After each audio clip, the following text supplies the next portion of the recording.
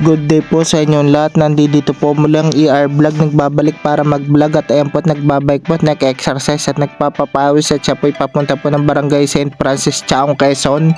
At yan po nandito na po ang ER Vlog sa may labasan. At yan po nandito na po ang ER Vlog sa may barangay Lalig, Chaong, Quezon. At kahit po umaambon-ambon ay tuloy pa rin po sa pagpadyak ang ER Vlog dahil malayo pa po ang kanyang pupuntahan.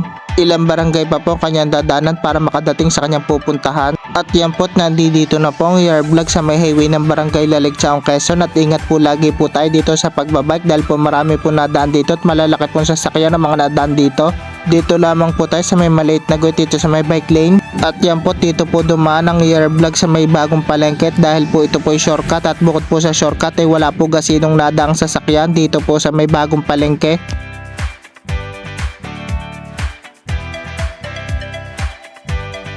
At yan po't nandito na po ang ER Vlog sa may mismong bayan ng Chaong. At ayan po mga nadadaanan po ng ER Vlog dito po sa mismong bayan ng Chaong. At yan po't bago po pumunta ang ER Vlog sa kanyang pupuntahan, dito po lagi po niya ang ginagawa na daan po muna ng simbahan. At yan po't inaayos po ng ER Vlog ang camera dahil medyo tagilid po tayo ng camera ng ER Vlog. At yan po't nandito na po ang ER Vlog sa may barangay Kipot, Chaong, Quezon. Medyo malayo-layo pa po ang kanyang pupuntahan kaya po todo-todo pa po sa pagpadyak ang ER Vlog para makarating sa kanyang pupuntahan.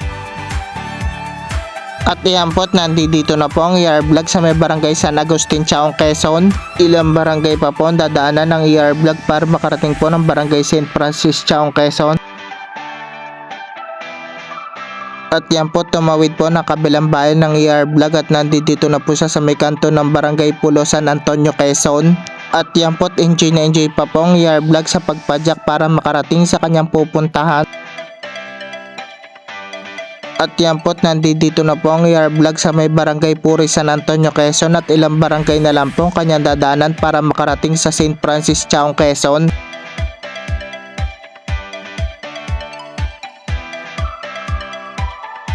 At yan po't nandito na po ang ER Vlog sa may barangay Balat-Ati, San Antonio, Quezon at dalawang barangay na lang po ang kanyang dadaanan para makarating po ng barangay St. Francis, Chaong, Quezon. Kaya konting tiis pa po sa pagpadyak para makarating sa kanyang pupuntahan. At ayan po't nandito na po ang ER Vlog sa may barangay Bihiya, Chaong, Quezon. Makaliba na po nito ang barangay St. Francis, Chaong, Quezon. Kaya ayan po't konting tiis na lang po sa pagbabike ang ER Vlog para makarating po sa barangay St. Francis, Chaong, Quezon. At yan po't nandito na po ang ER Vlog sa kanyang pupuntahan at nandito na po siya sa may barangay St. Francis, Chaong, Quezon. At hanggang doon po magbabike ang ER Vlog doon po sa may papunta po ng court ng barangay St. Francis, Chaong, Quezon. At yan po't dito po tumigil ang ER Vlog at siya po'y nagpicture-picture at nagbidyo-bidyo ang ER Vlog at dito rin po siya nagpahinga.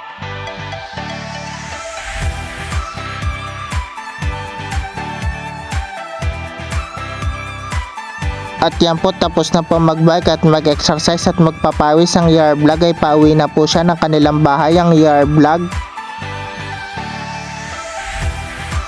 At dito po natatapos sa aking video at maraming salamat po sa inyo pong panonood. At sa susunod po muling video, pakishare at pakiheart po ng video ito at pakipollow na rin po ng FB page ER Vlog Sagak na Sagak. At isubscribe nyo po ang YouTube channel ng ER Vlog Sagak na Sagak. Maraming salamat po at God bless you po at we love you all.